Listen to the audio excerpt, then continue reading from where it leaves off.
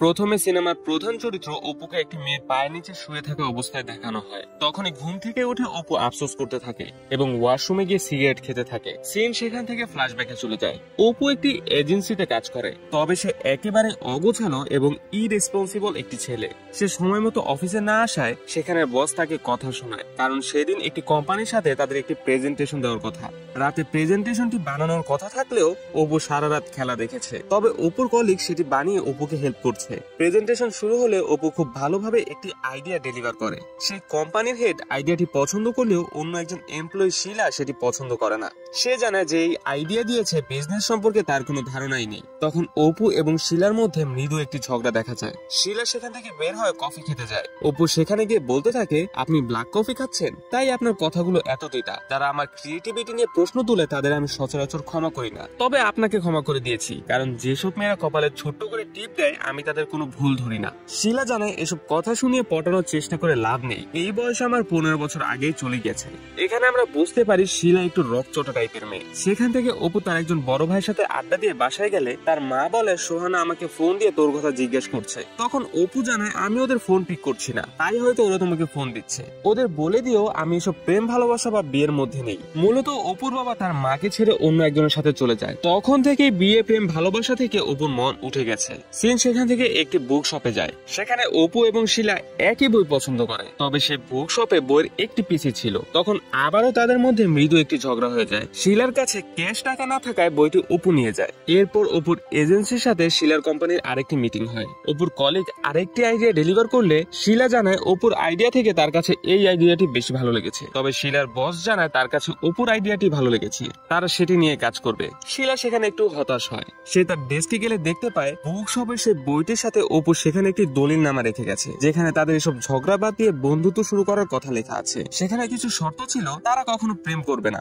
একে অপরকে তুই করে বলবে, একে অপরকে গিফট দেবে। এসব দেখে অপুর উপর থেকে শিলার সব রাগ ক্ষোভ চলে যায়। তাদের মধ্যে সুন্দর একটি বন্ধুত্বপূর্ণ সম্পর্ক গড়ে ওঠে। এক রাতে শিলা অপুর সাথে ফোনে কথা বলতে থাকে। কথায় কথায় অপু তাকে বলে সে সন্ন্যাসী হয়ে যাবে, তবু বিয়ে করবে না। শিলা বলে আমি জানি তুই বিয়ে করবি না, কারণ তোর সমস্যা আছে, তুই ভয় পাস।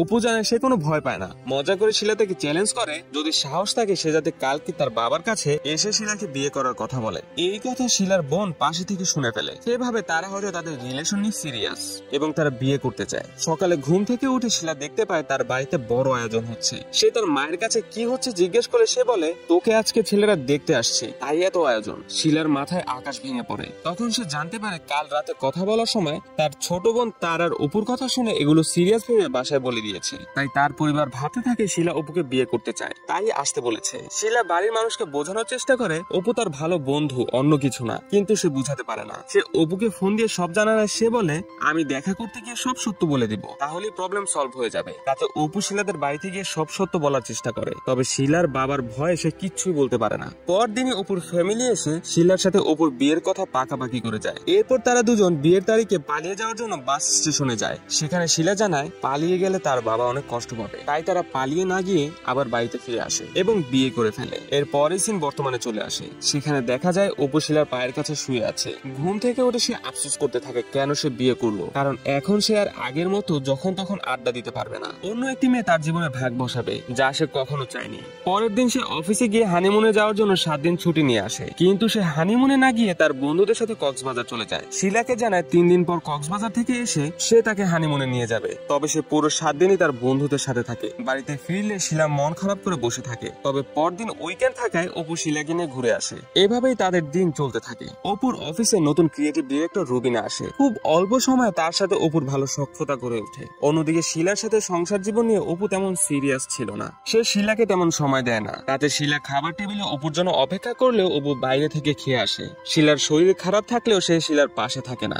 দেখতে দেখতে অপুর জন্মদিন চলে আসে। শিলা অপুর জন্মদিন পালনের জন্য অফিস থেকে ছুটি নিয়ে বাড়িতে সব আত্মীয় স্বজনকে নিয়ে বড় আয়োজন করে। অন্যদিকে রুবিনা অপুকে তার জন্মদিনটি সেলিব্রেট করার জন্য রিকোয়েস্ট করে। তাই অপু শিলার কথা ভুলে রুবিনার সাথে একটি হোটেল রুমে গিয়ে ড্রিঙ্কস করতে থাকে। শিলা একের একের পর এক ফোন করলেও অপু সেটি ধরে না। রাত বেশি হয়ে যাওয়াতে সব আত্মীয়রা বাড়িতে ফিরে যায়। অপু অনেক বেশি ড্রিঙ্কস করে মাতাল হয়ে গেলে রুবিনা তার সাথে উল্টাপাল্টা কাজ করতে চায়, কিন্তু অপু সব টের পেয়ে সেখান থেকে দ্রুত চলে আসে।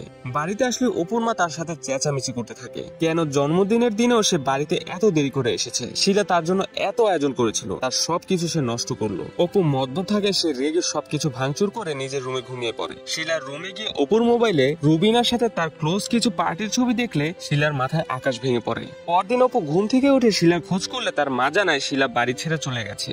অপু শিলাকে ফোন দিলেও সে ফোন ধরে না। অপু তাই ইগো দেখিয়ে বলে যে যাওয়ার সে যাবেই, যে থাকার সে থাকবেই, আমার এত ঠেকা পড়ে নাই। অন্যদিকে শিলার ফ্যামিলিও তাকে বোঝানোর চেষ্টা করলেও সে আর অপুর কাছে যেতে রাজি হয় না, উল্টো অপুর কাছে ডিভোর্স পেপার পাঠিয়ে দেয়। এইটি দেখে অপু আবারও শিলাকে ফোন দিলেও সে ফোন পিক করে না। অনেকটা অনিচ্ছাকৃত ভাবেই অপু ডিভোর্স পেপারে সাইন করে দেয়। দিন যেতে থাকে, শিলা তার স্বাভাবিক জীবনে ফিরে যেতে থাকে। রাশেদ জামান নামক একজন ডক্টরের সাথে তার বিয়ের কথাবার্তা চলছে।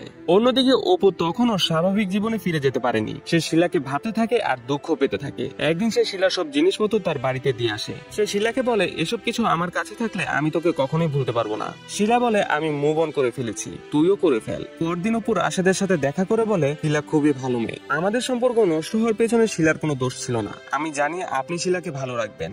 রাশেদ জানায় সে শিলার অতীত নিয়ে ঘাটাঘাটি করবে না, সে অবশ্যই শিলাকে সুখে রাখবে। পরে শিলা জানতে পারে অপু রাশেদের সাথে দেখা করতে গিয়েছিল, তাই সে অপুর উপর চেঁচামেচি করে এবং বিয়ের কার্ড দিয়ে বলে এইখানে বিয়ের তারিখ এবং জায়গার নাম দেওয়া আছে, আমার বিয়ের দিন তুই ওই এলাকার আশেপাশে থাকবি না। কষ্টে দুঃখে অপু কক্সবাজার চলে আসে, সাগরের পাড়ে একা একা বসে থাকে। তখনই সে হঠাৎ শিলাকে সেখানে দেখতে পেয়ে চমকে যায়, ভাবতে থাকে এটি হয়তো তার ইমাজিনেশন, তবে না, সত্যি সত্যি সেটি শিলা ছিল। অপু যখন শিলার পুরনো জিনিসগুলো তাকে দিয়ে আসে সেগুলো দেখে শিলা কান্না করতে থাকে। রাশেদ শিলাকে কান্না করতে দেখে বুঝতে পারে শিলা এখনো অপুকেই ভালোবাসে, তাই সে শিলাকে অপুর কাছে দিয়ে যায়। এরপর অপু এবং শিলা একে অপরকে জড়িয়ে ধরে, আর এখানেই সিনেমাটির সমাপ্তি ঘটে। দর্শক, কেমন লাগলো আমাদের স্টোরি টেলিংটি অবশ্যই কমেন্ট বক্সে জানাবেন। যদি ভালো লেগে থাকে তাহলে লাইক এবং শেয়ার করবেন, এবং আমাদের চ্যানেলের পাশে থাকতে চাইলে অবশ্যই চ্যানেলটি সাবস্ক্রাইব করবেন।